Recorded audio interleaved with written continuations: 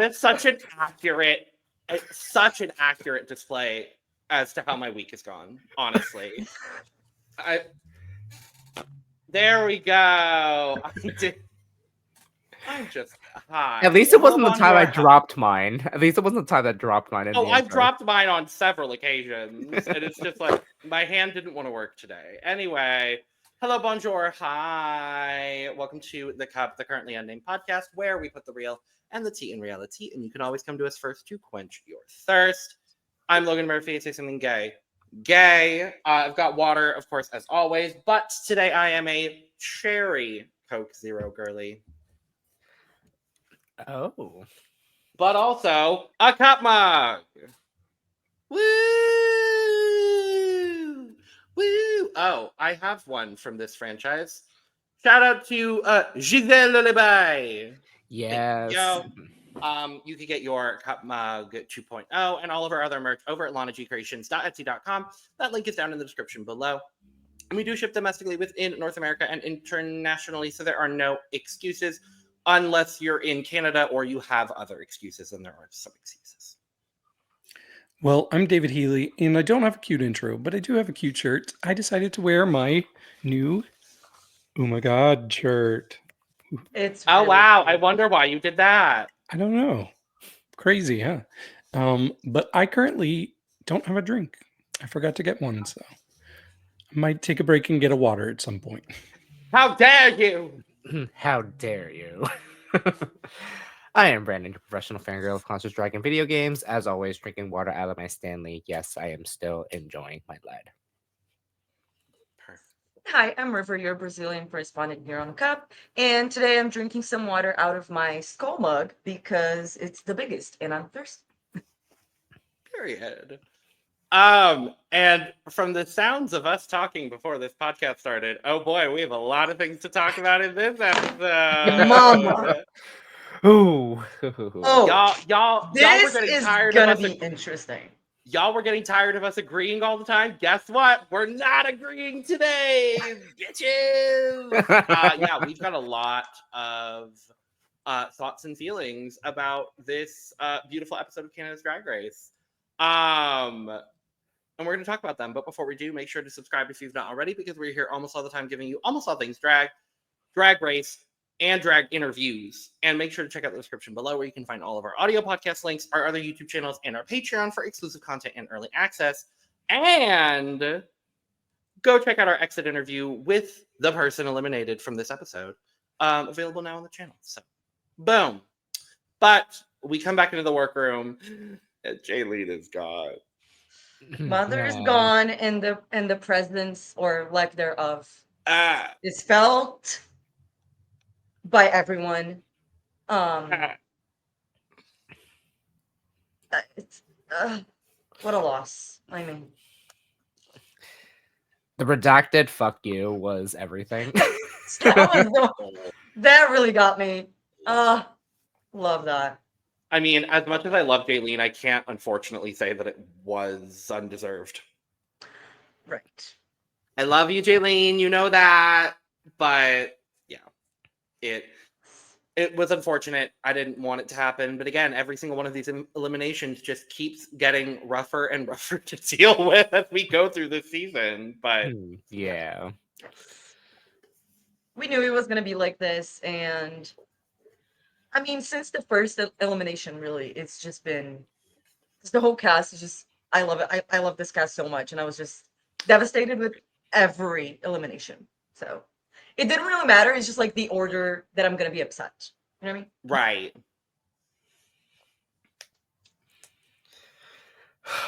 Right. David, were you going to pop in? Because I feel like you've been trying to pop in to talk about. No, I just wanted to talk about how, like, immediately after they talked about Jaylene leaving, Virgo starts really hyping up Michaela and congratulating her on her win. And I thought that was so cute. Just the way, like, the person that was probably second place for the challenge win was like, yes, go Michaela. And I thought it was just adorable that she was being such a cheerleader. I think so. Oh, good. We're starting off with a So, different.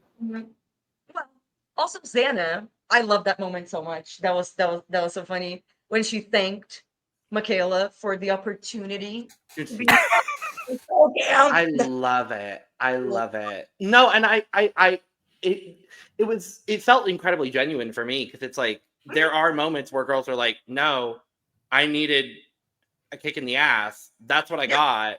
And I'm glad that clearly it did something for Xana this week. Mm-hmm. It clearly did something indeed for Xana this week. At least they didn't say a fire's lit under my ass like they say every time. Right. I'm like, I don't need to envision a fire under your ass. That sounds like it would hurt. Yes. And also, if you don't have the fire under your ass before you go, like when you arrive, why it doesn't? I don't get it. But we just all steal Michaela's catchphrase. You need to put your pussy to the floor. I'm like, I'm obsessed. I've been saying that nonstop. I'm obsessed with it. I'm like, can that be the new fire under your ass? Like, just put your pussy to the floor. And you have to emphasize pussy and floor. Speaking of floor, go check out when Floor was on our Drag Race Down Under reviews on our channel. I'm just gonna segue to the next day in the workroom where they all walk in. More funding. Or no, not. I'm thinking of the next day in the workroom where they were fighting. the day of the runway. Oh no. Oh. No, we're not We'll there get to yet. that. But yeah, Brooke comes in and we find out we knew it was Snatch Game, but then we also find out it's the reading challenge. Yay! Question. I was excited. Yeah, I was excited. Well, before it started, I was excited as well. Yes. And then it started. And then I realized that the level of illiteracy was far too much. Except for Helena, who knew how to read, was not the best at it, but attempted and landed. Not the greatest There jokes, was an attempt. but jokes. There were jokes. So that's all I have to say, because I love the girls, and you know what? This was not their best effort, and at least they were aware. And we love self-aware queens. They knew it was a flop, so we don't have to see it because they know. Correct. I mean, Yeah. so one of my favorite reads in the beginning though was when sorry, David. Do you want to start first? Okay.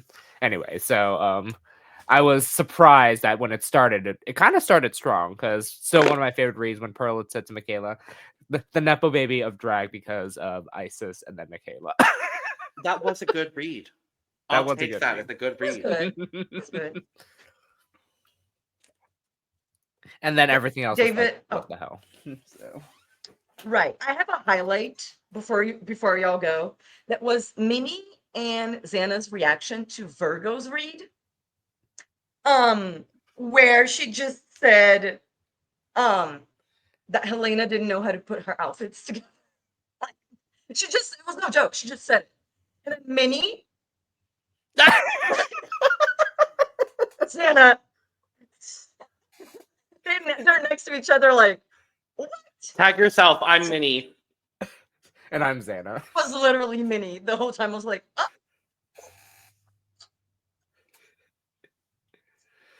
Oh my god. That was Logan? funniest. That was funniest than the whole reading challenge too. Yes. Logan, I think you mistagged yourself. I think you were the brick wall. Ooh.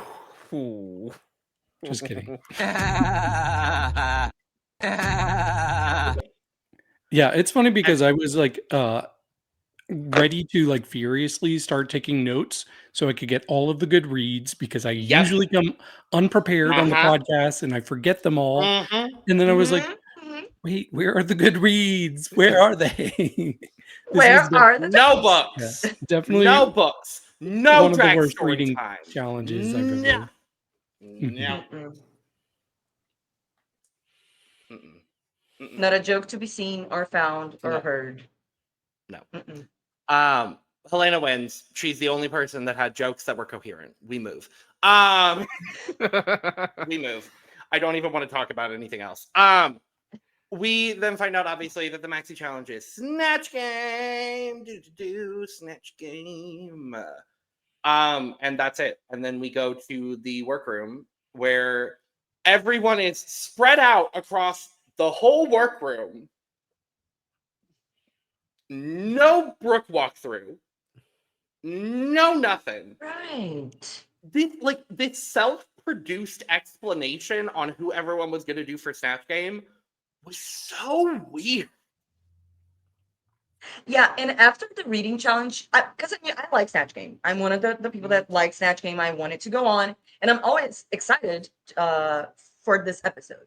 After the reading challenge, I was not excited. I was nervous because I love all the girls, and I didn't want to watch them do badly again. But it's a little different because they can prepare more than the reading challenge, although they can also prepare for the reading challenge. But anyway, it's a different type of comedy, so I was like, okay, but I was still worried. And when they were discussing the characters that they were going to do, almost none of the characters excited me. I was like, okay, there's potential for all of them. They can be funny. But I was only excited really with Perla's choice because it could have gone either way, but it was just I really liked the choice of character. And I was kind of excited for Helena because I also liked her character choice and that she got the voice and she was the only person that seemed to know how to make up jokes on the spot.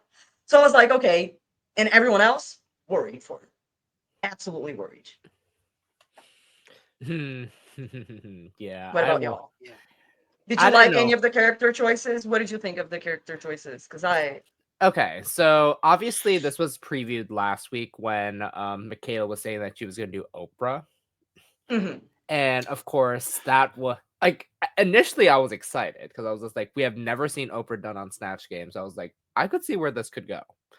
And then when Xana said in the confessional, like, yeah, that's a choice. I'm like, I mean, I kind of agree because Oprah has the type of mannerism that can only like you can go so far with, which I get.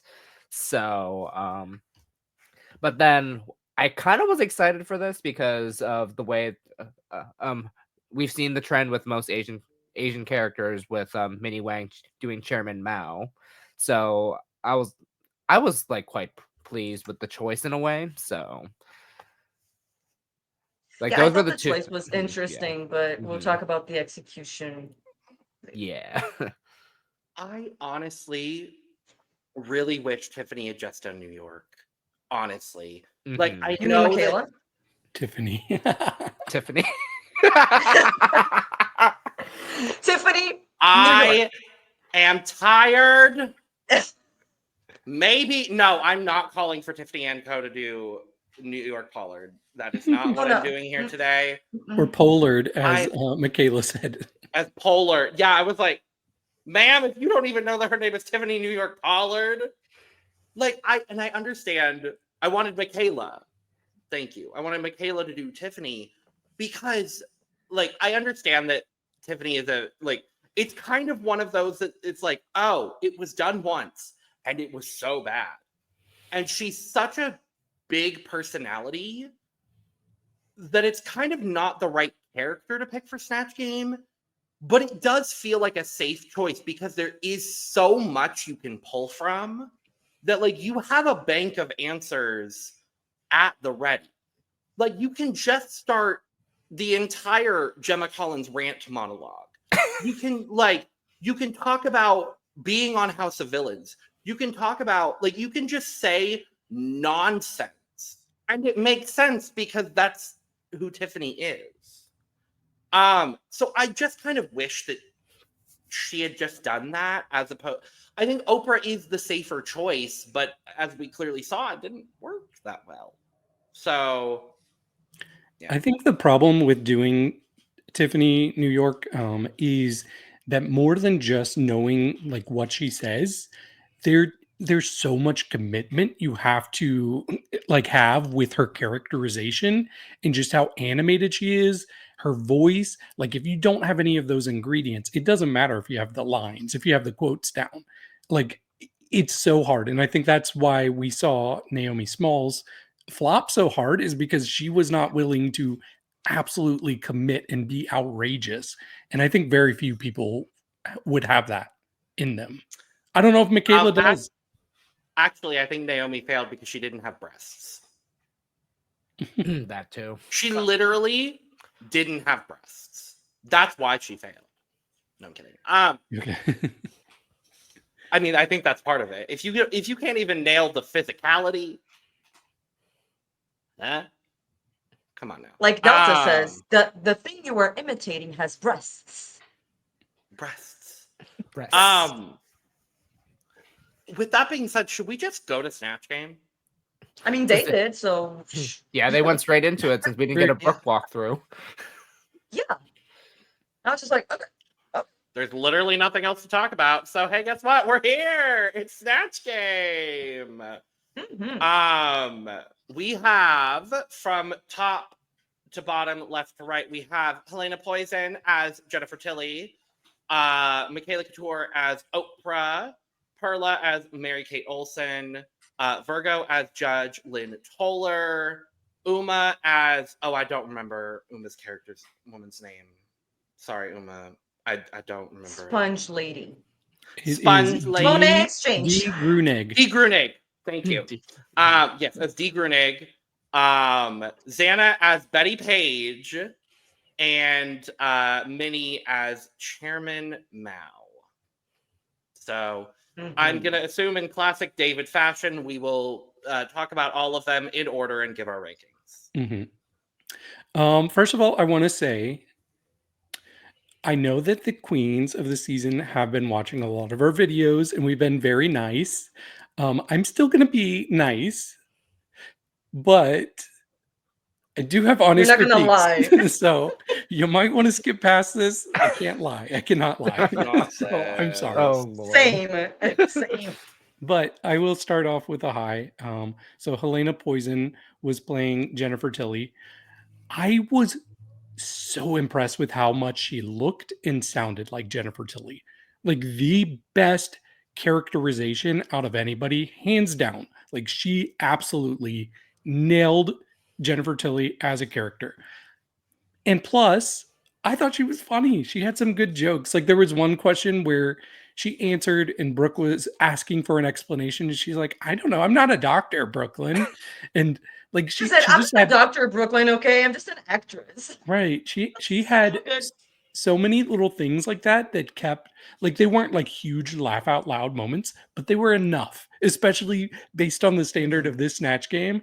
And I just really it's funny because I really did feel like she was possessed by Tiffany Valentine, that is. And like that just works really well. If you're Jennifer Tilly, you want to be possessed by the Tiffany doll. Yeah, I really liked what she did. For me, she was actually number one. Oh, okay. No, yeah. I was really impressed with Helena because I didn't know much about Jennifer Tilly, but the voice got it down. Like that's how I would be able to judge this. And then because of some of the volleys that Helena was able to get through, like that was good for me. She was third overall for me because I was very impressed on how she did. So yeah, my favorite moment was that moment that you just talked about, David, the doctor one where she just came back so quickly. But to me, she, like you said, she did the best impersonation and she was funny. Not like, I don't feel like it was like a top Snatch Game performance, but for the level of everyone else in this Snatch Game, it was on the top for me. She was actually tied. My two favorites are kind of tied for first place. Either of them could have won for me, and it would have made sense. And they both made me laugh just as much. It was like the 3 times that I laughed, it was these two people. And then one person that we'll talk about later made me laugh once with just a small moment, but like it was not a good Snatch Game overall for me personally. But it was also not the worst. But Helena was definitely a highlight, for sure. Yeah, I didn't hate this Snatch Game. I think there were some low lows. I think, like, was Brooke PMSing this episode? Like, it just felt like nothing they could do was good enough for Brooklyn. Like, and I understand that the reading challenge was not great, and then going right into the Snatch Game was also like, it wasn't the world's best Snatch Game. But there were a lot of highlights, and I think specifically there were 4 people that did really well that are all kind of very, very close to each other in my rankings. Helena for me was 4th, a very, very strong 4th. I thought the characterization was great. My favorite part also was the I'm not a doctor part. I think that was really funny. I didn't find her volleying off of other people in the way that I wanted her to. And I found her, there were a couple of moments where she would get a volley from someone and not return it. And kind of just like shut down some of the jokes. And there are a lot of people that did that. But for me, that is what separates her from the other 3 people that I liked more. And I bet you can assume who those 3 people are, because there's really 3 other people, only 3 other people that did well. Well, next up we had Michaela as Oprah Winfrey. First of all, I have to say, looking at her, like if I did not see the name in front, I would not have known that that was Oprah just by looking at her. Did not give me visually Oprah one bit. Like I've never seen her in a sweater like that. Maybe I'm sure she has worn something like that because I'm sure Michaela got this from somewhere. This is But- actually an actual reference to an outfit that Oprah wore. Okay, She I wore figured this it must be. exact outfit, but it wasn't. It's very specific. Yes. Yeah, it seems like not. it's very specific because I looked at this and like I get like a more like a nerdy schoolgirl type of look. But with that said, I do think that she knew enough about Oprah to deliver some quotes. I do think it was Oprah 101. It was as basic could get. We didn't even get the silent or silenced, which I was expecting that to come up as well, since that's such a big Oprah-ism. And Oprah's also somebody who's so like big and exaggerated with her movements too. Like we've seen so many GIFs of Oprah, like her just like launching herself out of her seat. She does things like that. So I wanted to see Michaela go. Yes, I wanted to see Michaela go harder with this. It just felt really timid and reserved, and I don't know. I was expecting better for her. For me, I had this number 6 for the night. No, I get what you mean, because like for how long I've watched Oprah, like was hoping we would get a lot of like get up moments, because unfortunately I did more grow up with Ellen, so that was the unfortunate thing to like know I'm much. so sorry. Yeah. Thoughts and prayers to you. Yeah. But of course, like Oprah is that cultural icon that I know of because like the fact that she ended her show run at the United Center, which is still a big deal, which I love. So regarding the character though, like I was hoping Michaela would be much more exaggerated about it. Like she was very like just taken aback, and I guess like the nerves get to you because everyone knows Snatch Game is very very expected of everyone. And for me, like the car bit that she did like actually worked.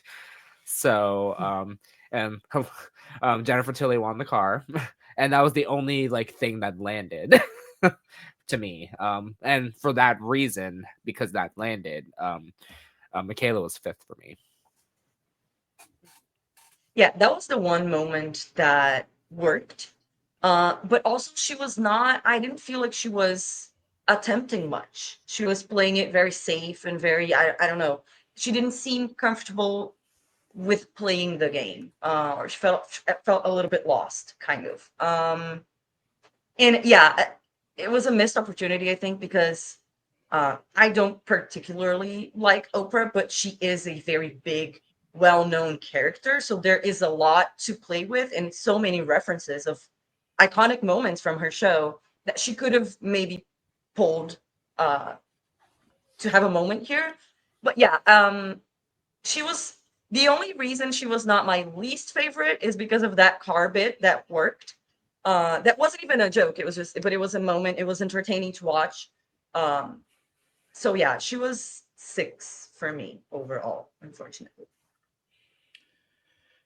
Yeah, I mean, for me, obviously, and I think we're all going to probably agree, there were 3 people that did not do well in the Snatch Game, and that was Michaela, that was Virgo, and that was Uma.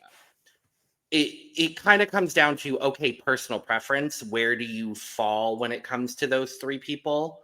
For me personally, it felt like such a weird choice for Michaela to do Oprah. Like, I really would not have expected her to do Oprah. So I was a little taken aback. It was very timid. I thought if she was going to do Oprah, she would really lend her own personality into it, because she is very bubbly and she is very bright. And those are a lot of things that we got from Oprah all the time. Like you were saying, David, I wish there had been kind of an opportunity to like bring in some of the Oprah-isms that we know. For me, what puts Michaela at number 5 in my ranking is simply just because the car bit worked. And I appreciate her having a planned bit and executing it perfectly, in my opinion. I think she could have gotten a little bit of a boost from Helena.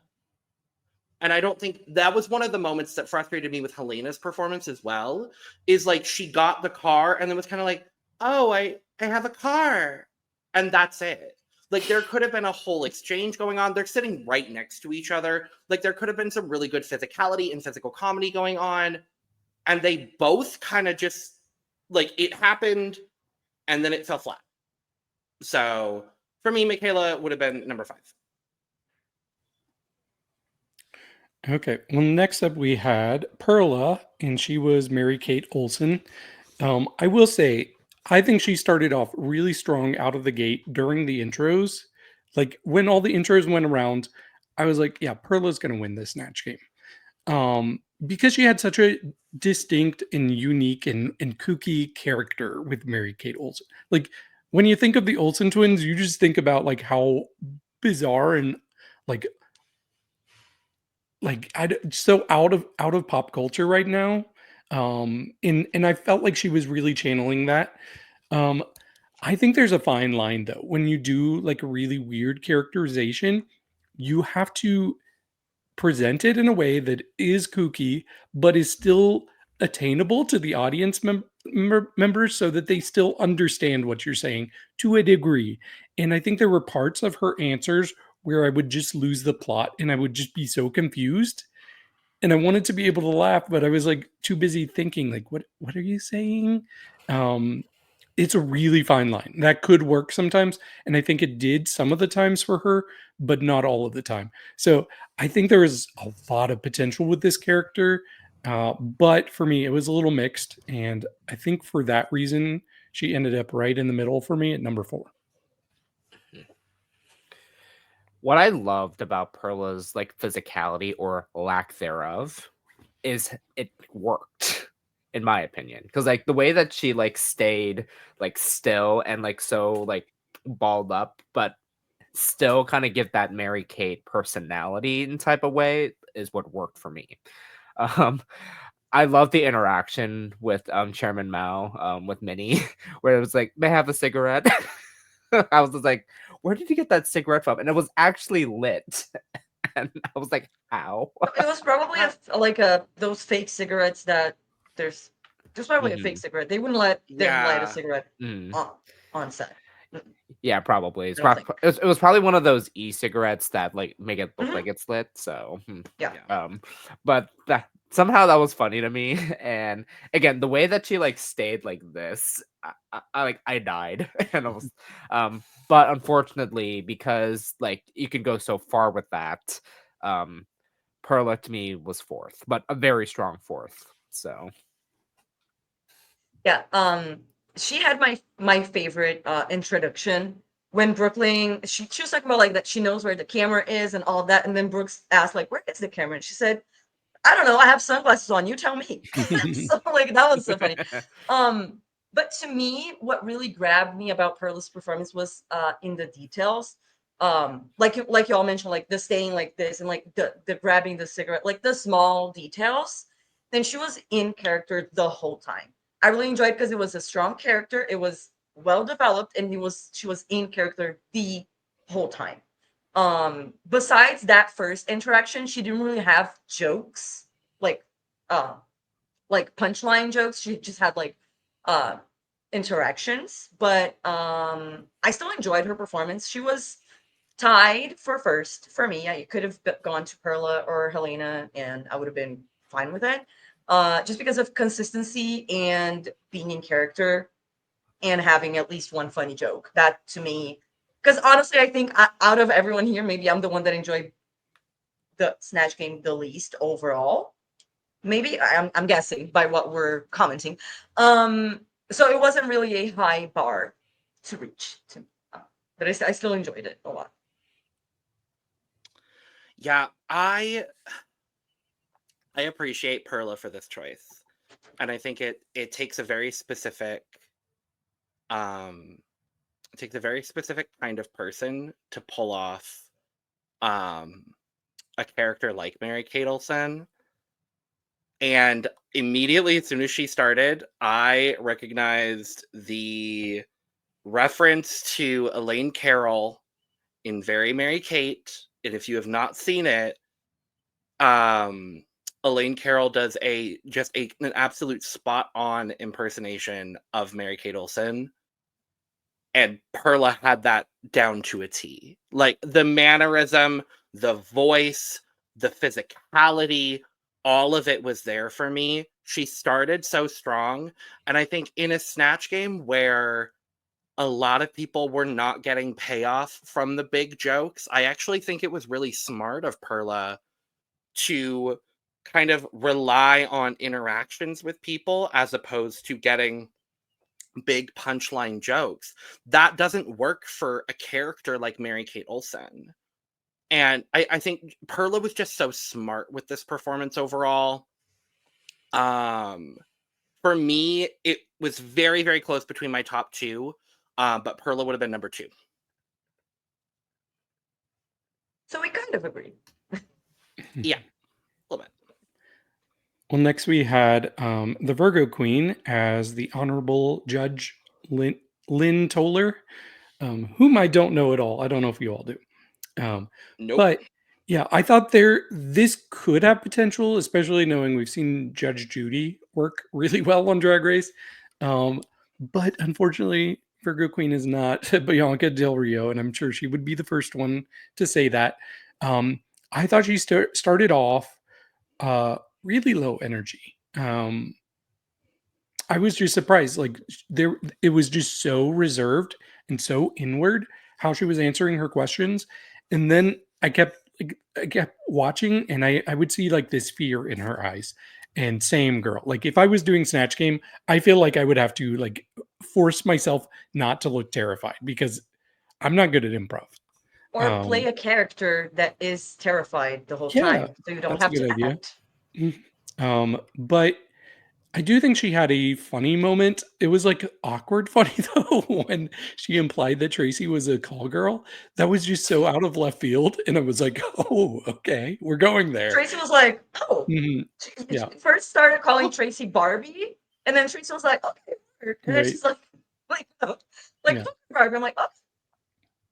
Yeah, I did think that was the redeeming moment for her Snatch Game because it really was not going well at all for her. So at least there was that. But with that said, I still did have her ranked at number 7 overall.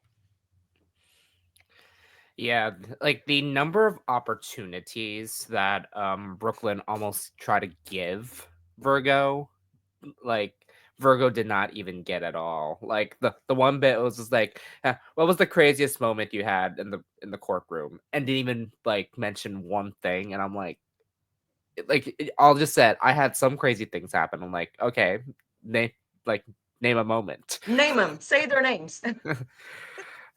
Yeah, say their names.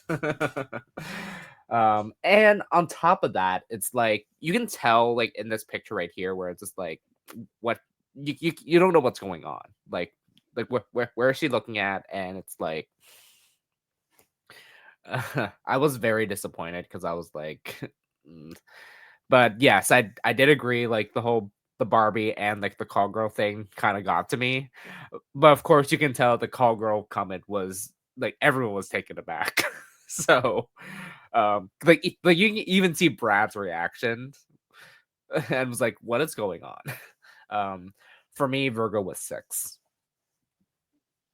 Yeah, that moment felt very much like the reading challenge moment where she was just like saying, like, just being rude, like kind of like saying shit, just say shit.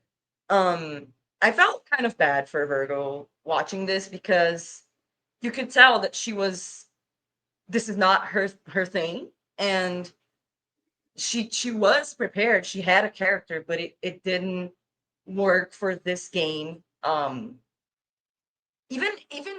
When Brooklyn said on the runway, the moment that we saw that y'all mentioned, like where Brooklyn asked her, she threw a low ball. Like instead of going like this, Brooke was like here, and still nothing. And then Brooklyn was telling her, and you just answered me yes. And Virgo when was like, did I? So I feel like maybe she like she was not even there. Kind of. It feels like she was not even there. Her body was there, but her spirit was somewhere else. I don't know. Um, she was my least favorite. Unfortunately, it was very uncomfortable to watch. Um, and yeah, I didn't want to see her flop, but you know what? It happens to the best, and it was bad. This one was bad. It's so crazy to me how much Brooklyn was upset with the queens in the judging, given the fact that Brooklyn has one of the worst Snatch Game performances in Drag Race history. Like, girl, I understand you've been hosting now for 5 seasons and 2 versus the Worlds, but like, and she even said it, she's like, I know how it is to flop. Yeah, you should be giving these girls some grace. With that being said, Virgo flopped. And I love Virgo with every fiber of my being. Virgo flopped. This is one of the worst Snatch Game performances in history for me. Nothing worked. Absolutely nothing worked. It was bland. It was not yes and it was no. It was not just yes, it was no. Bland. Do you want me to tell you about it? Do you want me to tell you? Yes, girl! The point of Snatch Game is to make jokes! Virgo! I get it. Being in the moment and panicking. I get it. Like, you could tell she was gone. And I felt so bad. I felt so bad. Because I don't want to see anyone just bomb. I don't want to see people flop. That it is what it is. I love Virgo dearly. This was not her challenge. It was my least favorite as well.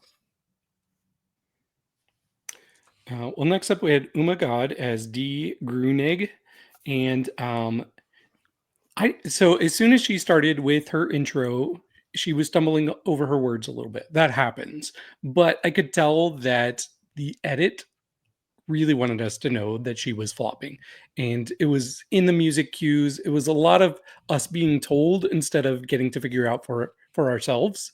I don't think Uma was that bad personally. I think the problem with her Snatch Game performance, at least what we saw, was this character is known for their rainbow sponges, and that's all we got was rainbow sponges. She tried to vary it up a little bit. She painted her face with the rainbow sponge at some point, but it just like I wanted to have more dynamics to the character than we got. Sometimes it can work having such a like a one track character, but I don't think it really worked for her. I don't think she was bad by any means. I didn't feel awkward watching her, which I can't say the same about a couple other people. So for that reason, I put Uma number 5 overall.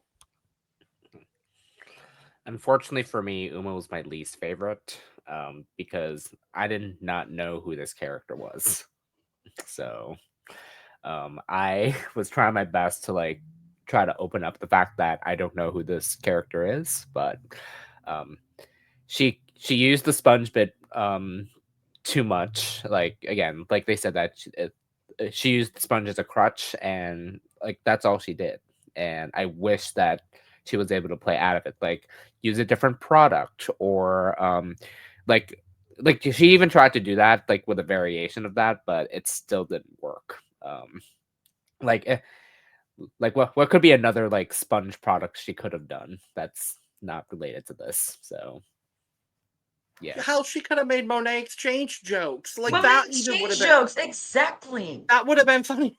She did. It was right there. It was right there. Yeah. I unfortunately also I didn't really see. Here's the thing. Uma was not funny, and to me, she didn't make me laugh. But just like Perla, she had a a character that was fully realized. We knew what the character was supposed to be, even if I also never heard of the character. But after she explained, I was like, okay, this is what it's supposed to be, and she delivered that. And she was in character the whole time as well.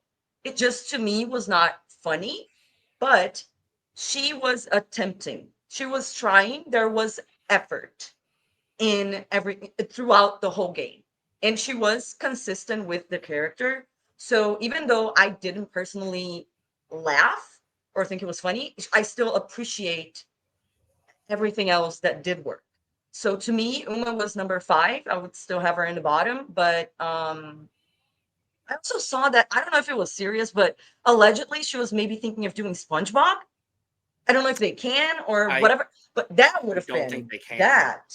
And I think that was a joke because she was doing Okay, because of the sponge. sponge. Yeah. Because of the sponge. Yeah. Mhm. But even being a joke, it would have been a better choice. you know. Well, yes. And also because you were talking, Logan, about Brooklyn flopping and all of that. Yes. But also we need to keep in mind that Brooke was not allowed to do the character that she brought. That was Caitlyn Jenner. And then she had to go with Celine last minute, and then she flopped. Yep. So we don't know if she would have done better as Caitlyn. But that is just to, point that. But I understand why she was upset. With this. No, I got it. I got it for sure. I appreciate Uma for going for something different. I like that there was, there was a concept behind the character that she was playing. There was clearly a lot of good effort put into presenting the character. I would have her at number 6 just because for me there was more characterization out of Uma than Virgo. Okay, next up we had Xana as Betty Page. So Xana did something that I often think is a good idea to do during a Snatch game. Take a character, take an established person, and add a twist to it. So she was banking on the fact that most people know what Betty Page is like visually just from seeing photos of her, but we don't know what she is actually like or what she sounds like. So she did this bizarre voice, and I was kind of living for it. Like, the more I listened to it, I'm like, this is wild. This is Elmo. This is Elmo's voice in Betty Page. And it was hilarious to me that somebody would think to do that. And I think she did something that I also like to really see from people in Snatch Game, and that's try to banter with people, try to respond off of other people's answers. She was chiming in more than anybody. I think she was chiming in more than the other 6 combined, honestly. I think she talked more than Brooklyn. Probably. Probably. Was it always like funny? No, but she was putting out a lot of effort. And she did have some funny moments as well. Like when she was stumbling to pick up her card and she's like, sorry, I wore my fisting gloves. I can't even do that Elmo voice. And then she's like eating Uma's sponges. I just really like the commitment. This is what I'm talking about. You have to commit. So do I think that she was the funniest overall? I don't know. It's up for debate, but I think she put in more effort than anybody else. So I will defend her win, even though she was number 2 for me. Yeah, I was taken aback in a different way with Xana because I did not know what to expect with this at all. the voice with everything, because even Perla said in the confessional, like Xana's impersonation was so good that like she was trying not to break character. And I couldn't tell in the very beginning because like you can like with the sunglasses, it's like, and the way that she's positioned, it's like you couldn't tell if she was breaking character or not. So, but at the same time though, if you do break character, you know someone's doing it right. Because I've seen that in because like when I remember when Gottmik broke character for Jonathan Van Ness for Denali, that was so like a good moment. So but one of my favorite moments with Xana is when she spanked Brooklyn. You're like, ooh, do that again. But to me, like because the voice to me was like it was funny, but at the same time a little unbearing sometimes. Xana was second for me. Yeah, I like the commitment for sure. I like that she chose to do a different voice than her own voice. I didn't like the choice of the voice that she decided to do. That it was also a little like I didn't. Sometimes I was like I didn't want to even listen to what she was saying because the voice was not. It was not. It was hitting me in the wrong spots. But I did like that she committed to a voice and she kept the voice on the whole time. She didn't, she didn't let it down. It was consistent with the voice. So I appreciate that because it's also easy to just go like come up with a voice and let it and gradually fade that out throughout. And she didn't, she was consistent. Um I did to me personally, she didn't make me laugh, but she was entertaining and fun to watch. It wasn't funny, but it was fun to me. My favorite moment was the spanking of Brooklyn. And she was again, I appreciate that the consistency of the character, even though it was not my favorite. So I would have Xana third. Xana is the stupid bitch I thought she was. I loved this. This is probably one of my I would say top 20 favorite Snatch Game performances of all time. There's just this level of absurdity that I am just such a big fan of here. Taking a very recognizable physicality of someone and bringing just such an absurd twist to it, just it worked for me. I definitely understand where a lot of people are like, it didn't work for me. It didn't work for me. It worked for me. And for me, Xana was my favorite. Xana made me laugh the most. Spanking Brooklyn, eating sponges. She did not break character once. There was still enough reference to her being Betty Page that it worked for the character. I thought it was really, really well done. And last we had Minnie as Chairman Mao. So I will say, as soon as she started with her answer to Brooklyn for introductions, I saw that she was leaning into like speech stereotypes of Asians. And as a white person, I'm like, okay, I don't know how to feel about this. Like, I don't know if I'm allowed to laugh at that. So I was a little guarded at first, but the more that she went on, I saw that it was a lot more to it than just the speech. And I really started to appreciate a lot of her jokes she had. I thought it was very impressive that she was able to come up with this book of wangs pretty quickly. I'm assuming she didn't already have that prepared. I'm assuming she filled that out on the spot. Maybe not. But I feel like that's something you would prepare probably beforehand. when they were preparing, like when they were changing, getting ready. I think maybe that's when. okay, I think she brought it prepared. I got the impression that it was part of her answer and she filled it out quickly, but I could be wrong. It's We possible didn't though. see, so we don't know. Yeah, true. But then I think the highlight was when she starts to come to terms with potentially being gay, and she's like, well, maybe everybody's a little bit gay. I thought it was funny. It wasn't as funny as I expected from Minnie because I honestly do think she has made me laugh more than anybody else in this cast. So I had really high expectations for Minnie, and she did well. I had her number 3 overall.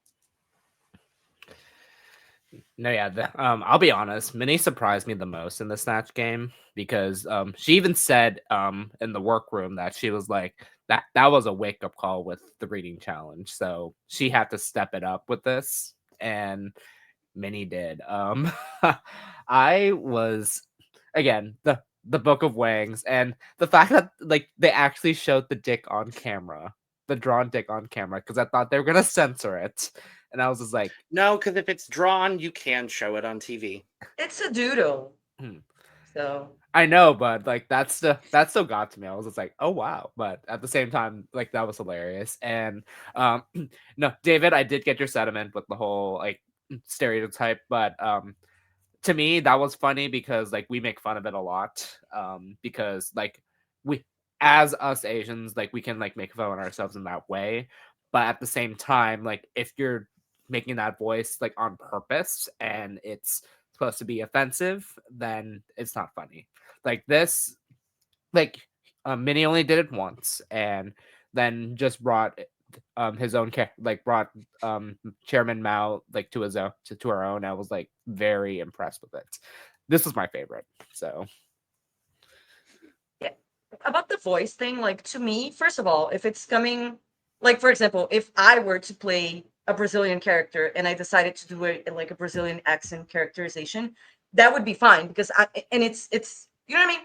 But also, my thing is, if you're doing the accent and that is the joke, like the accent or the way that person sounds is the joke, to me, I don't like that. That's not okay. If the voice is just something to add to the character, and then you make the jokes, right? And the joke is not the voice. You're not making fun of that characteristic. That's just how I view it. But you know, coming from Minnie, like she was like, I want to make fun of where I come from, so that I see that as fine. Now, did it land to me? Mm-mm. I saw the effort. She had a character, she had a vision, and she was there was effort put in. She was attempting jokes and bits, and it worked for people there. It worked for people here. It didn't work for me though. It didn't land, but I appreciate the effort. The one time that she made me laugh when she just screamed "Yay!" that was funny to me. But other than that, it was yeah, it did. She would be safe, absolutely safe. So she would be number 4. Yeah, what instantly struck me about Minnie was the physical transformation. I thought the makeup here was great. The characterization was really strong for me. I don't know why everyone, and even the people I was watching with, were like, oh, I don't know how Minnie's going to do. And I'm like, she's Australian. She's going to do great at Snatch Game because she's funny. Lo and behold, funny. For me and David and Brandon, and not necessarily River. I loved this characterization. What shined for me the most about Minnie was the same thing that shined about Perla for me. And it was both of them finding opportunities to volley off of other people. Like you were saying, River, the gay moment, like those things were really, really funny. And the off-the-cuff things that Minnie was able to do, I think might have been the best of anybody in the Snatch Game. It also definitely helped to have Xana, Minnie, and Perla in this like little triangle right here. And it really, really aided the 3 of them because clearly they were all doing pretty good. And I think, again, it's super close for me between the top 4. I have Minnie at 3rd, but, you know, I do still think it was a very good performance, nonetheless. Would you like to hear our average rankings? Sure. Okay, so we had Virgo at number 7, Uma at number 6, Michaela at number 5. Each of the top 4 was ranked number 1 by at least one of us. So I thought that was interesting. It was actually a tie for 3rd place between Perla and Minnie. And then we had Helena at number 2, And Xana at number 1, despite only having one number 1 placement just from Logan. It's about the So consistency, I'm baby. correct. You're all wrong. Thank you. And I am entitled to my wrong opinion. That's my opinion. That's your That's my opinion. opinion. So we got, oh my god, cute little ending of Snatch Game. Oh my god, and the winner is Xana. No, really, Xana just won. On the spot. Like, hello? Huh? Hello. Huh? And then the best part is she still is trying to answer Brooklyn in the Betty Page Elmo where Brooklyn's like, confused? Yes. Bewildered? Absolutely. Like, the commitment to character. That's why Xana won. I am absolutely thrilled for Xana. Yeah. But like, I was, what the fuck is going on up in here on this day? No, literally. Everyone was gagged. I wonder if this was just like a decision that Brooklyn, like, I mean, obviously they were going to do this no matter what, but did Brooklyn have the sole power to pick who won the Snatch Game? Or did they have to pause, talk to producers, come up with a decision? Because I just found that really random if she just had like the sole power to say, oh, you're the winner. I feel like because both Brad and Tracy were also there, like, I feel like, and obviously producers were there too, I feel like it would have been a like, okay, let's go off for a second, talk about it. Okay, cool. No, we all thought Xana won. Cool. Awesome. Okay. And obviously they had the wooden beaver twist in place. Right. So maybe they anticipated doing this from the start this way. I don't know. It would be interesting to find out. Yeah, I don't know if it was planned or on the spot or whatever it is, but I liked it. Canada is, I don't know. Honestly, I don't know if I would like every Snatch Game to be like that. I do like, however, that Canada is always bringing different something things. different. Something different, changing it up. I like that. Sometimes Very differently the change different. is, sometimes the change is something that I would like to keep. Sometimes the change is something that I would not like to keep. This was interesting for this one time. I don't think it would be something that would be interesting to go on. Also, in the it's same way that I like. Go ahead. It's worth pointing out that one of the celebrity guests can't win match game. That's not how it works.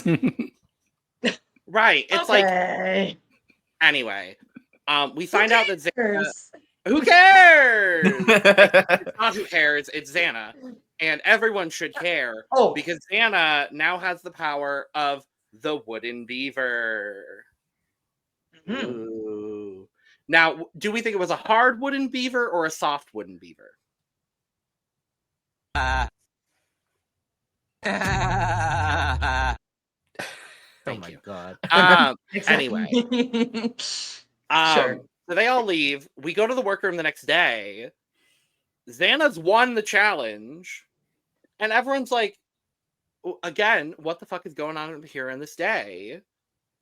And we get the reemergence of good old beef triangle. Good old beef triangle. The beef triangle is back. The beef triangle is back. And I don't know about y'all, but I have enjoyed every like shady banter moment between the girls this season. This one was, it was like after it was over, I was like, okay, done. I didn't think much of it after, but during it was the one that it wasn't enjoyable to watch while it was happening. To me, I wasn't mad at anyone. I don't think anyone was like completely out of line.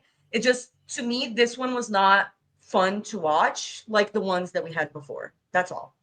It was a little uncomfortable, just a little bit. I think what it comes down to is, I think all of the other girls were on edge because, like, who knows what's going to happen? Like, any one of them could have been lip syncing, honestly. And then you add on to that Xana's normal level of delusion and television producing. Like, she might as well be Xana, the producer Del Rey, because like the way that she is producing this moment to create the drama, I lived for it. None of the other girls were on the same sphere as her, because clearly they all were worried about what was going on in the challenge. I think they all, in different ways, kind of just took in Xana's quips a little bit too much instead of playing off of her the way that they normally do. Like, I understand, you know, Uma and Michaela specifically, they know they didn't do great in the Snatch Game. It was not a strong performance. Don't kick me while I'm down kind of thing. They didn't need anyone to remind them. Exactly. But on that flip side, I don't think anything Xana was doing here was with malicious intent. Yeah. And I think that's what a lot of people online especially are not realizing. Like, nothing she says is serious. Everything she's saying and doing is to make good TV. So why are we punishing the people who are here trying to make good TV?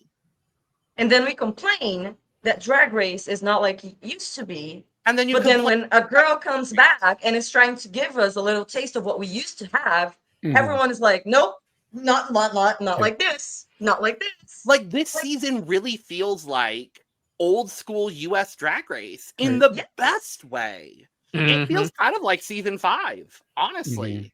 Yeah, these internet trolls would have an aneurysm if they were around 15 years ago. They would not know how to handle themselves. Probably weren't alive 15 years ago, David. But hey, these people, it's clear that they do not know a drag queen, have never interacted with one, because what do you think they are like? Truly, like, it doesn't make sense. We don't need to be attacking each other when other people are already attacking us enough. We don't need friendly fire, to be honest. We never did, but especially not right now. Especially not right now. That part. But yeah, pick a lane. Like, either you complain that about the shade and all of that, or you complain that Drag Race is not what it, like, pick a lane. I'm not trying to get on my I hate Drag Race fans, quote unquote, soapbox, but I'm going to put a step up onto the soapbox here for a second, because it's like, I have never, if anyone has any other examples, I would really like to know, but I do not know a fandom that hates their own show as much as the Drag Race fandom hates Drag Race. Big Brother? I wouldn't say that. I don't think people hate Big Brother, the show. They don't love the producers. They don't love the people. But they don't hate Big Brother. We come back to it every year because it's a toxic relationship. Because it's never going to go the way that we want it to. But I don't think it's hating the show itself. And I feel like I don't think fans hate Drag Race. I think fans like Drag Race a lot. No, I honestly feel like they hate Drag Race because nothing for them is ever going to be the quote unquote the way they want it to be. But that's the same with Big Brother. Okay. Anyway, you asked a question, I gave an answer. Sorry. Okay, to me, I feel like it's a very similar relationship to like the Sims community, where it's like the Sims is the only simulation in that game in that style that exists, and so it's all we have. And so when there's a change and they say it's a change for the better, we say, no, it's not. It actually is worse. And then it's kind of like we're stuck. Either you love it or you hate it. And it doesn't matter. You're stuck with it because it's the only choice. Not that Drag Race is the only drag show. Thank God. But it used to be. And I feel like maybe people don't explore other drag shows enough. And they think Drag Race is the only one. And they feel like stuck. I don't know. It's very annoying because it's clear that they are a fan of a TV show. It's like people that are fans of Dancing with the Stars, but are not a fan of dance. Or that. Because they're fans of Drag Race, the reality television show. They are not fans of drag, the art. I don't think. I don't think. I think it just goes to show that, like, I think of any show that does like international franchises like this, to me, I I think I see Drag Race as the only one that like where everyone's willing to watch most of the franchises from around the world. Like I don't see that from like for the Got Talent series. I don't see that for the Voice series. I don't see that for Dancing with the Stars. So I think with Drag Race, like everyone's attached to it because they want to see like what the international talent has to offer because like it's very similar. So and I'm gonna like also kind of like piggyback off of River about The Sims with Dead by Daylight because like I always see a lot of like the same complaints from Dead by Daylight, like how people complain about Drag Race. So like that's how I see it. Fair enough. Fair enough. And like, if you don't like Drag Race and it's not enough for you, go find other shows. There are other drag shows. There are other reality shows. Literally, go do Right. literally anything else other than send hate to the queens. Send hate to production. Go at WoW Plus and send hate to WoW. That's better. You know, not the queens, please. Literally do anything else with your life. Anything. Anyway. Yeah. Yeah, We because gotta these work girls are on- doing everything to entertain us, and then they get shit on. So it's just not fair. Exactly.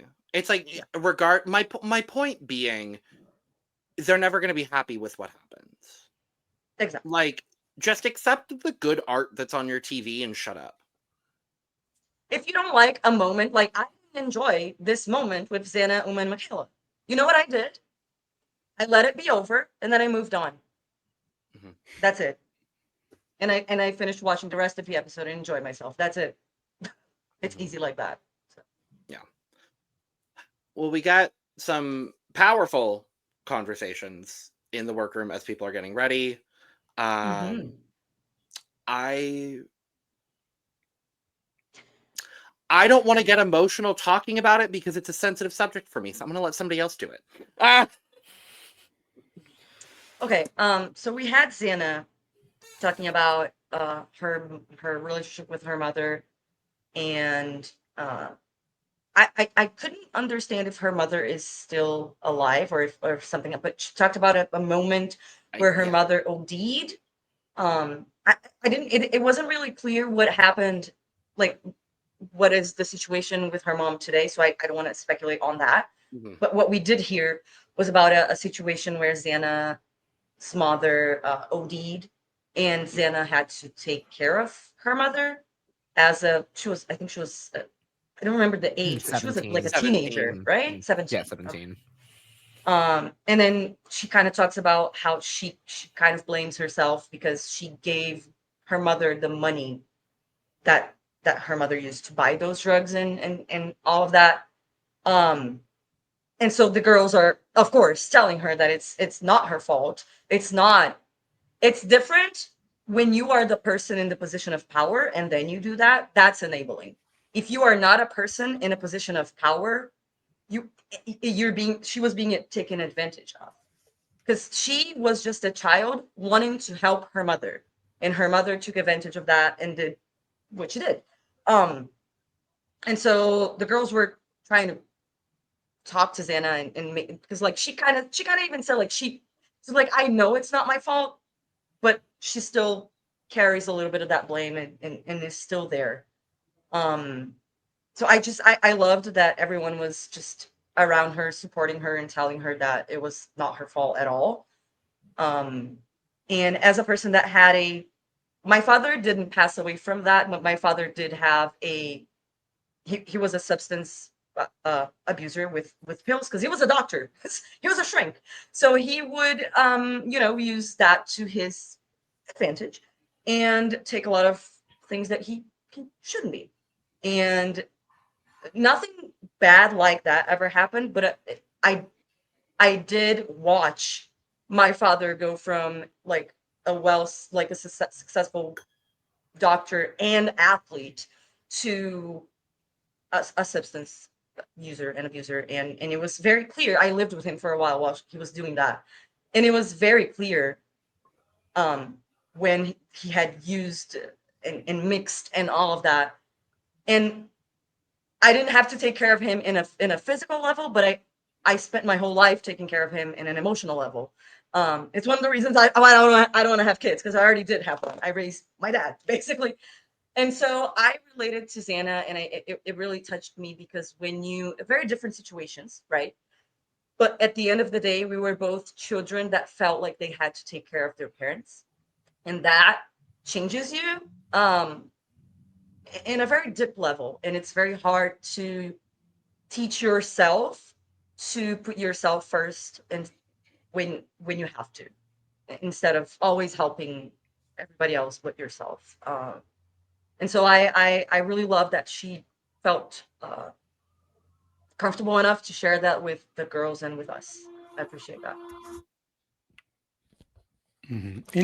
And I do understand why Xana was saying she felt like she was partially responsible for this. And I can relate, because there was a relationship I was in many years ago, and the person I was dating did not have a job, so I would help him out, and there was always a part of me that figured he might be spending it on drugs. And he was really hard drugs, and so yeah, I struggled with the same issues of like feeling partially responsible. Like, I could have just listened to that voice of doubt in my mind, like, oh, maybe this is not going to what you think it's going to. I could have listened to it, and I didn't, because I was trying to give this person the benefit of the doubt. And I don't know how similar that is to Xana's situation, but I absolutely felt her when she said, this is my fault, because it's hard to not feel that way when what you did result in something happening. So yeah, it was hard to listen to, honestly. It's easy to understand where she's coming from, even though we don't feel like it's her fault, but I understand why she would feel that way. It does make sense. And it was a very nice moment where I wrote the exact quote, because it was my favorite moment, I think, of like workroom stuff. Because Uma in confessional said, Xana and I have a lot of friction, but I think a lot of it is because we are coming from similar places, but dealing with it in very different ways. And this sums up a lot of conflict between everyone. It's the most relatable thing that I can think of why people have conflict with each other, is because we're dealing with a lot of similar things, but we are expressing our feelings about it in different ways that don't match. So that really stuck with me, what she said. Definitely. Well, we should probably go to the runway, because that is a thing that they did. So we should probably also do it.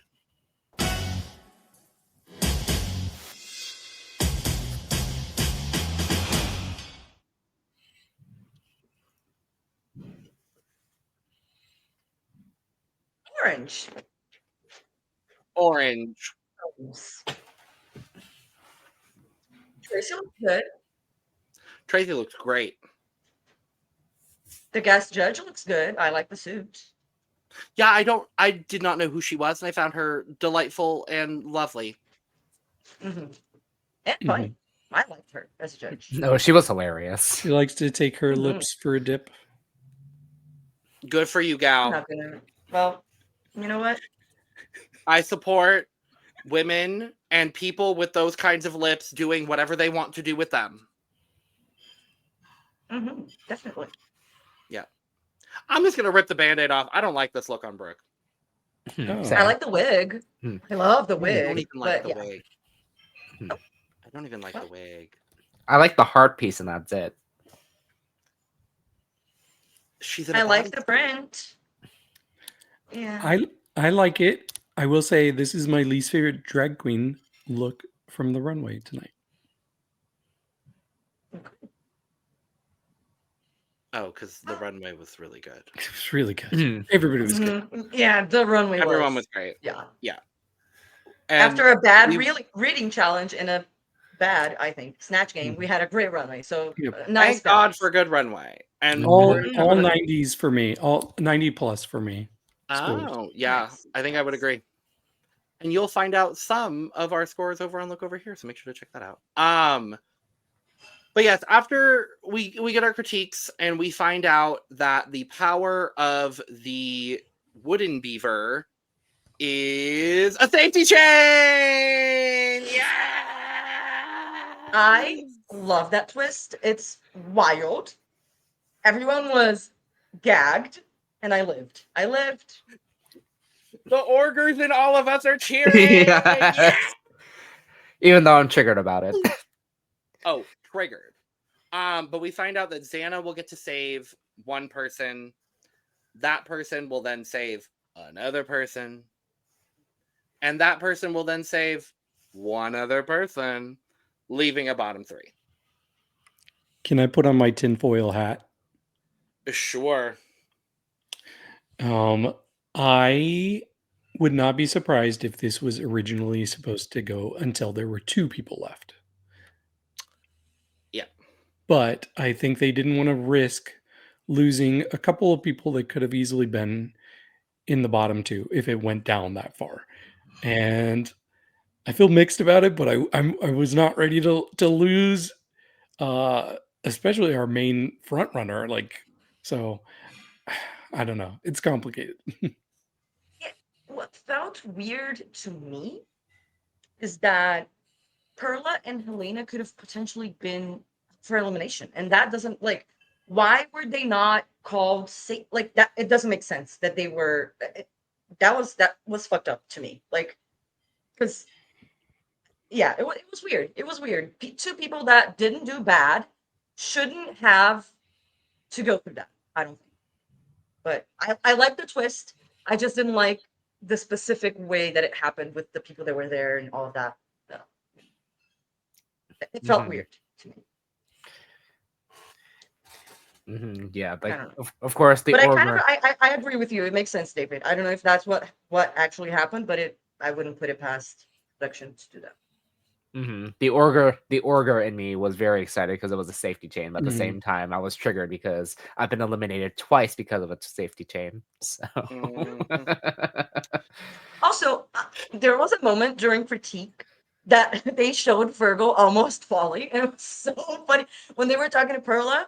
Virgo, I'll play it for you. Wait. I have it. Please do.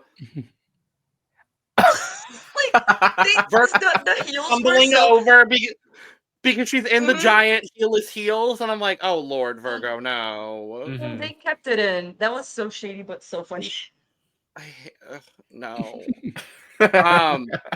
So we go back into Untucked, and everyone gets to plead their case. Yeah, it's a lot. And Uma said that she didn't think it was as bad as what the judges said, and I was like, it was. It was.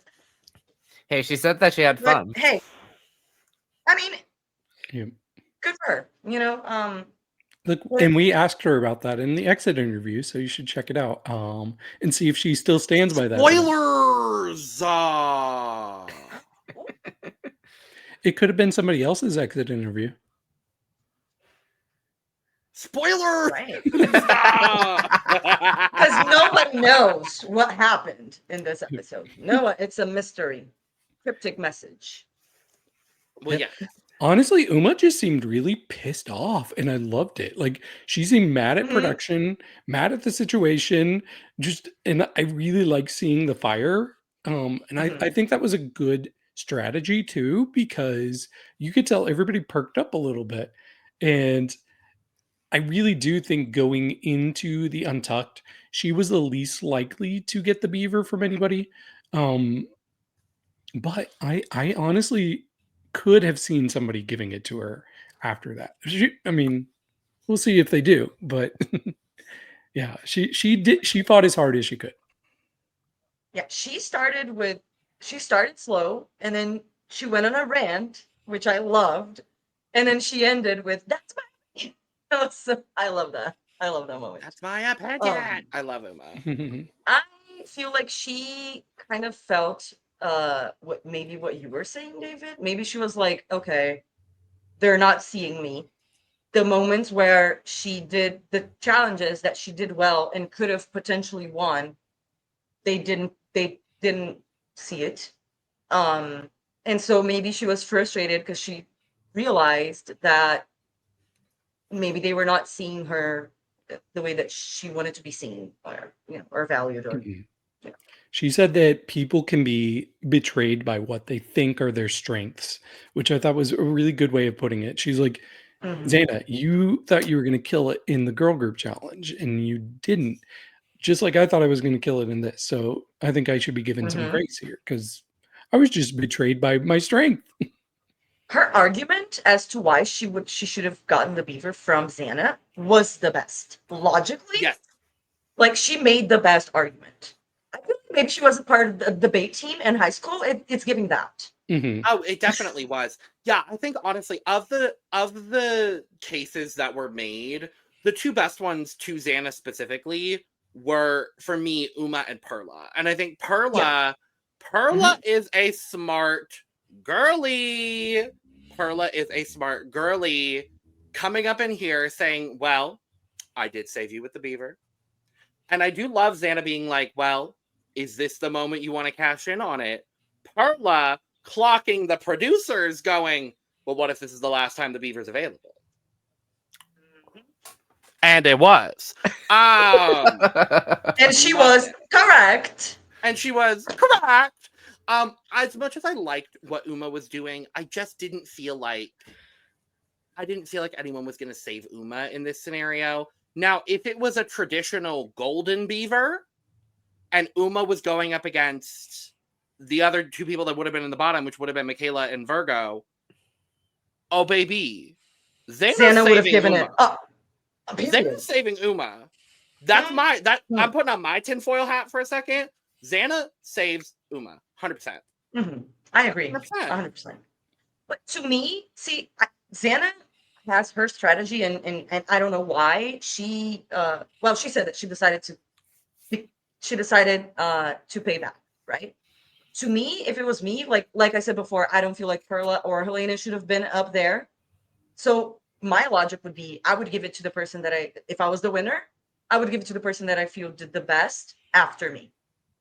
And I don't know if that was part of Xana's logic, but that's what would make sense to me. And I liked the way that it happened, because maybe that wasn't the reasoning, but it was like the top 3 of the challenge were safe. So in the end, spoilers. I'm going to quickly run through the other 4's reasons that they gave. So we had Minnie tell Xana that she thought she was going to win the Snatch Game, and she's been giving 100% throughout the competition. And then we had Virgo point out, basically, I have the best track record. That's why I should stay, which that was kind of a mock. But in the first week when Virgo won, she didn't give it to Perla, or third week, whatever. Whenever Virgo had the beaver and gave it to Jaylene instead of Perla had the best track record. And remember I said, when Virgo is in the bottom and is gonna try to use the I have the best track record excuse, it's not gonna work, because when she had the opportunity to save the person with the best track record, she didn't. So Helena, Julie. I actually thought Helena had maybe the weakest argument. She almost sounded defeated in her argument. She was basically saying she's not been showing off her best self, and she wants a chance to show everyone who she is, and it's because she wants to be there. But she just felt like really resigned to her fate, which surprised me. Like I would have been like, I was damn good in the Snatch Game. Keep me. And then Michaela, she said she's a superstar, and she reminds everyone else that they are superstars too. She's someone that cares, and she says the competition will lose its color if she leaves. Literally. Literally. Period. And the way that she said that, I just got that when I just said it. I love, this is the Michaela that I love. This is the Michaela that's like, there's a little bit, and I say this with love, there's a little bit of delusion there that I'm just living for. I mean, I think part of that comes with being a couture. It comes with No being a shade drag to the queen. house. If you're a drag queen, Well, and yeah. you're not a little bit delusional, What are you doing? But like she's got the specific House of Couture delusion. Okay. Mm-hmm. Like I see it. it's a little bit of like, I'm gonna say these things and then not realize how actually smart I am saying these things. It's a little bit of that. But it's delusion with the talent to back it up. yeah. Okay, I want to know who you all would have given it to if you were in Xana's position. Perla. Yeah, first person would be Perla. Honestly, if I'm Xana, like, okay, this is not me being Xana. This is me being me and wanting to see the people who've been doing well survive in the competition. If I'm wanting to make the biggest impact, I think I would give it to Virgo just because she's been doing so well. So it would have been a travesty to see Virgo leave this early. I mean, ultimately, I understand that for sure. It would have meant that at least one person in the bottom didn't deserve to be there. Yeah. Because I just don't see any other universe in that scenario where Virgo does anything other than save Michaela. And I love that scenario. Objectively speaking, they were two of the three worst people in the bottom. Mm-hmm. Like of this challenge this week. Like I didn't want to see Virgo go home. I didn't want to see Michaela go home. I didn't want to see Uma go home.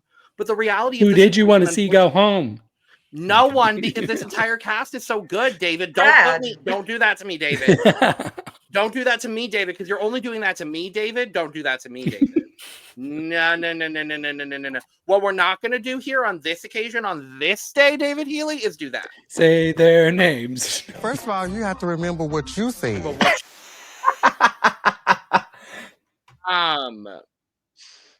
But I could be wrong. Virgo might have saved somebody else. I don't know. But I feel like the way that it went down was the absolute fairest way it could have gone down. Truly. Me too. Because for me, I agreed with every decision.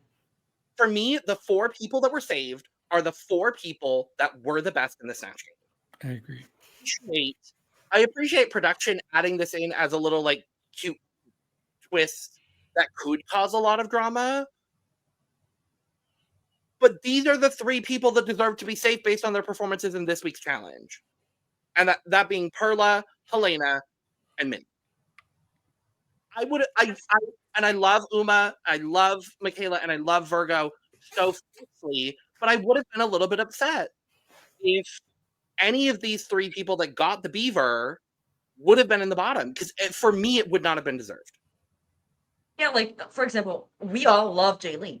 If Jaylene would have not been in the bottom, the episode that she was eliminated, would it have felt correct? No. Would I like Jaylene to not have been eliminated? Yes. But who else? It is what it is. I got it's like we said, every elimination is gonna suck. It's just depending on who you like the most. The order that it's gonna suck. You know what I mean? That's the only. Did I want Sanjina in the bottom the episode she went home? No, I love Sanjina. No. Would it have been wrong to not have Sanjina in the bottom? Yes, and I love her, but that's just like it sucks. But I think this is the absolute fairest thing that could have happened. Yeah. I do love that Perla giving it to Helena. Helena like had a full-on moment and was like, yeah, I feel really seen right now, and I appreciate that because I've been struggling in this competition, and to see, and I think a lot of it for Perla probably was that Helena's her friend, and I'm not mad at that personally.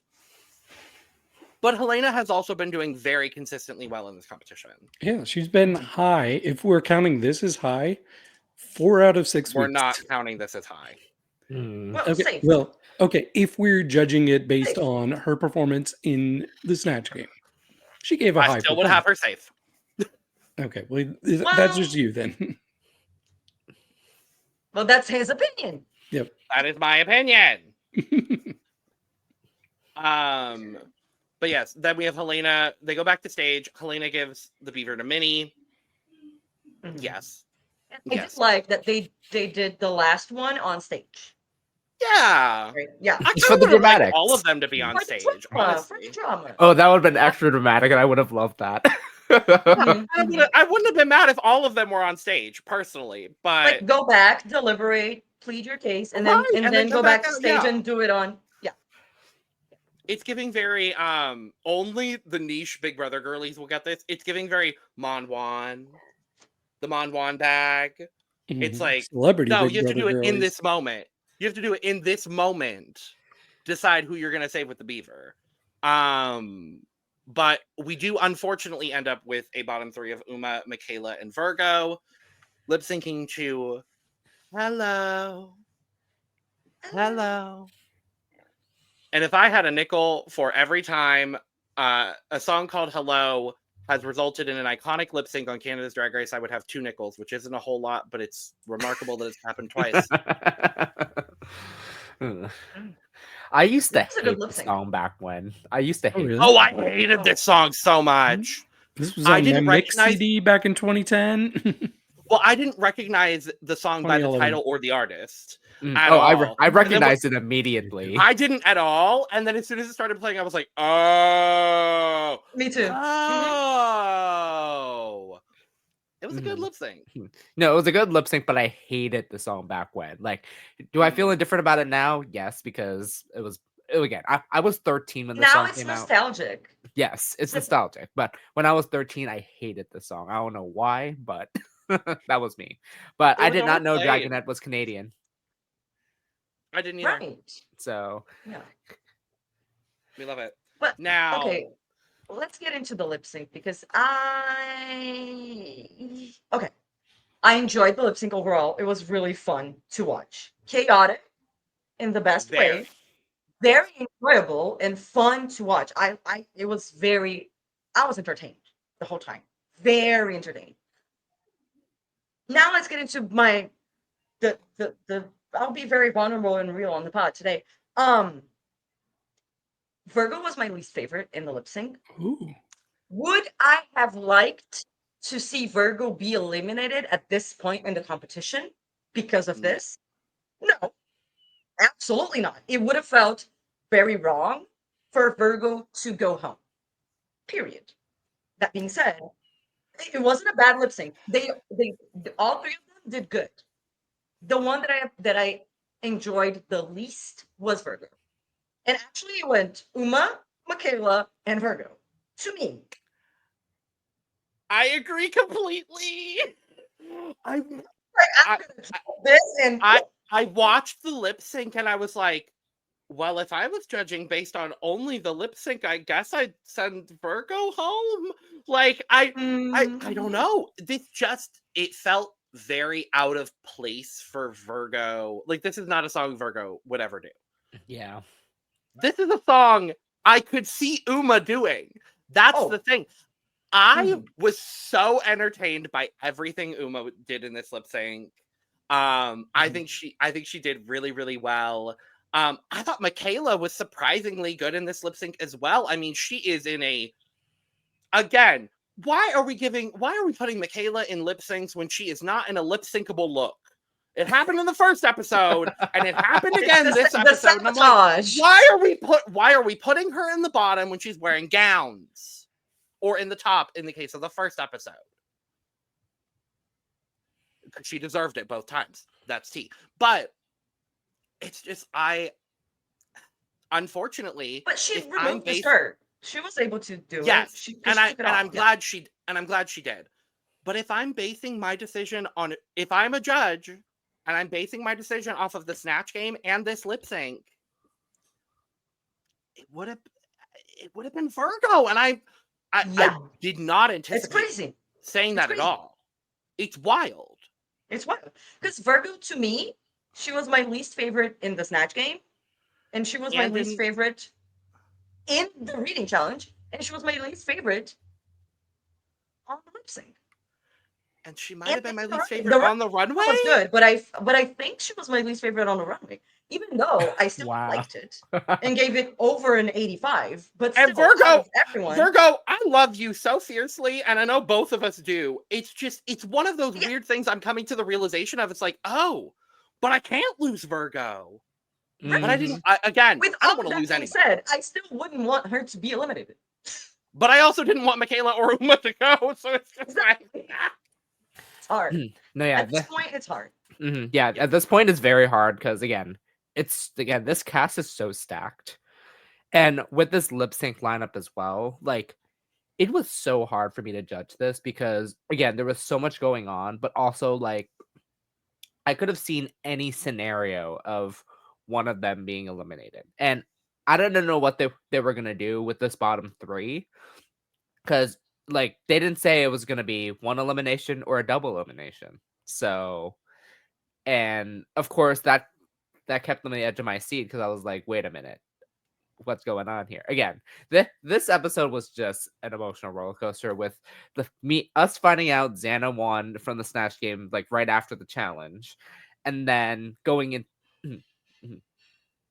and then going into You're this. muted. I just saw it. I said coming from Jaylene's elimination in the beginning, like to everything that happened throughout the episode and then ending in this, it was stacked with it. It was a full episode. Yeah, it was a full episode. Like, I didn't know what to feel because like we're gonna lose someone like very good. So regardless, and no, yeah, and I also agree. It's like Virgo wasn't the best in this lip sync. So See, I Not like bad Virgo. either. Not bad. not bad. Not bad. What do you think, David? What do you I liked Virgo a lot better than you all did. I thought it was really close between all three of them. My thing with Virgo is I feel like it took till the second half for her to really step it up. But in the second half, I was living for what she was doing. Like even like the heel But- clacks laying sideways. yes, I thought that was cool. The heel Mhm. clacks was everything. Yep. No, but the fact that she had to lip sync in those shoes, hmm imagine, like maybe I think that really took away from her being able to give us a better performance. I really do feel that. I will say Uma probably drew my attention the most throughout the lip sync. With that said, that does leave Michaela, who I focused on the least. And I'm not saying she did the worst. She just did not capture my attention like the other two did. So I would really need to watch it a second time before I say who would go home because it was really close between all three for me. Yeah, I also like I did have like my favorites, but it was also very close between like my first, second, and third. It was very Mhm. close. And I honestly didn't want to see any of them go home. So no matter what the result was, I would be upset. So I was not mad at the result. I would be upset either way. So I mean, I'm sad. We're losing period. our Uma. I mean, And I, for one, am upset. me too. It's funny because yesterday, before I watched the episode, before it came out, I almost tweeted like, "Ooh, hedge of protection around Uma God because she's from Montreal, and I don't want her to fall victim to the Snatch Game curse." But then I'm like, "But it's Uma. Uma's not going to fall victim to that. Uma's going to be a contender to win the Snatch Game." So I left that in the drafts. Didn't put it out there. It strikes again. 4 out of 5 This is your seasons. fault, David. For thinking it. Yes. For not tweeting it. This is your fault.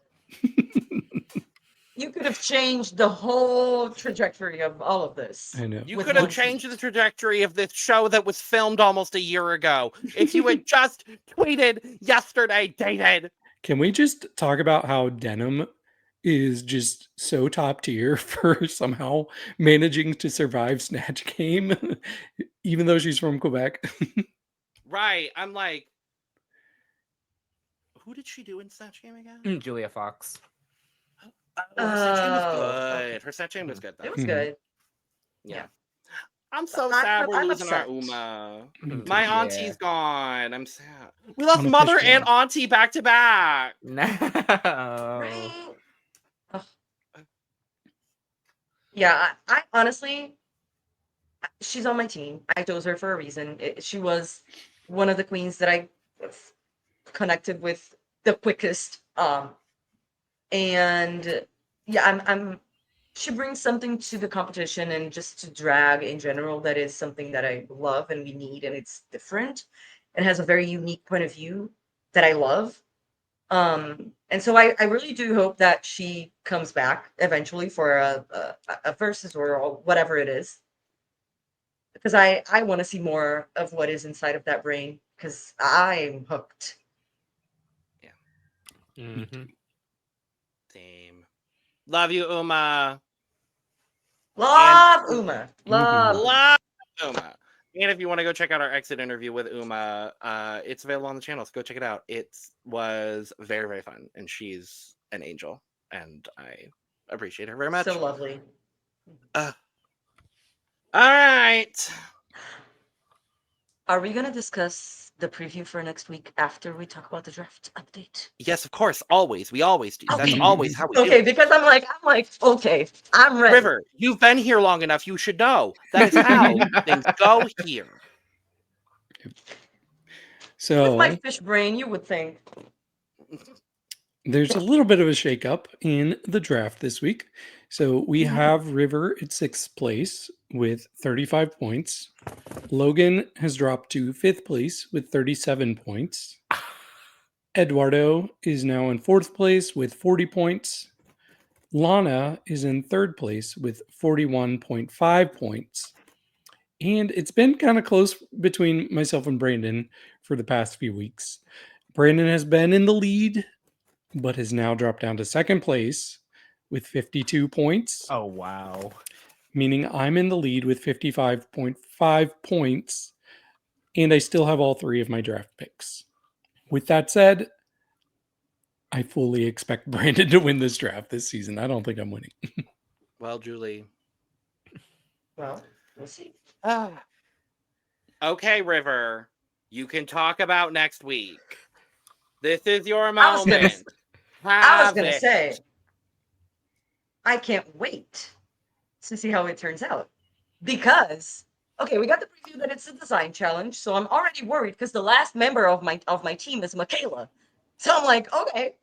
Not Well, only is it a design challenge, they are Design for designing Brooklyn? looks for Brooklyn to wear on the runway. So you have to design for a body that is not yours. So it's different Yep. measurement, like all of that. It's not your style either, so you need to cater to your client, but basically. Yeah, I'm worried. For It's my Project team and Runway for Drag my Race girl. next week. Yay! Right. But then the gag, something happens, and is it during the judges' deliberation that they hear? I think it is like Untucked, Yes, right? The yes. girls are in Mhm. Untucked, they're deliberating, and then they hear screaming. What is it with Canada? Because last year it was Melinda with the table With and the all walking that. out. Live. Still by the live way. for that. Wasn't it the Liv, same episode? Wasn't it iconic. episode 7? No. It was a design challenge. It was It was a design challenge though, because like it happened Uh-huh. episode 4 for Melinda, and now we're on episode, is it 8? This is going to be But- 7. 7. But yeah, but they I've- overhear people screaming, and I think it's Brooke that says, "Is someone walking out?" Mm-hmm. Yep. And then And- someone yells, "I'm quitting." Mhm. And I don't think we need to say who it is, but they definitely show it, and they showed it before the season started. Yeah. So I hope this does not happen. I really hope it doesn't hope happen. not. It's like, I hope it's like a moment where the person's like working on their outfit and is like, oh, oh no, this is Untucked. It looks Yep. like, yeah, It's I'm Untucked. like, it's So maybe it's like they're maybe it's just to keep us hanging, but maybe it's like a discussion that they're Oh. having, and the person is like, "Oh, I quit," and then just exits the room to calm down and then comes back. Like, I hope that Oh. the context is different. But here's the thing. We know who it was because of the preseason trailer. I know exactly what happens. I just don't know the specifics of what happens yet. Mm-hmm. See, I don't know anything, so I'm like, well, tell me. If you but- know, let us know in the What does comments. that mean? I know Ah. exactly what happens. I don't know the specifics of what happens. Oh, there's an obvious trajectory of events based on what Okay. we've seen for 6 episodes. Yes. Okay. Xana's gonna push Michaela to the point that Michaela gets Oh, pissed off, and she's already in an yeah. emotional spiral situation because it's a design challenge. Sorry, So viewers. Michaela's gonna walk off. Sorry, like Well, Again, we saw it I in the don't know what's- trailer, so exactly. Like it's Hmm. not a spoiler. But they didn't. Well, I didn't see the trailer, so I didn't know. But if production already like kind of spoiled it, then Yeah. whatever.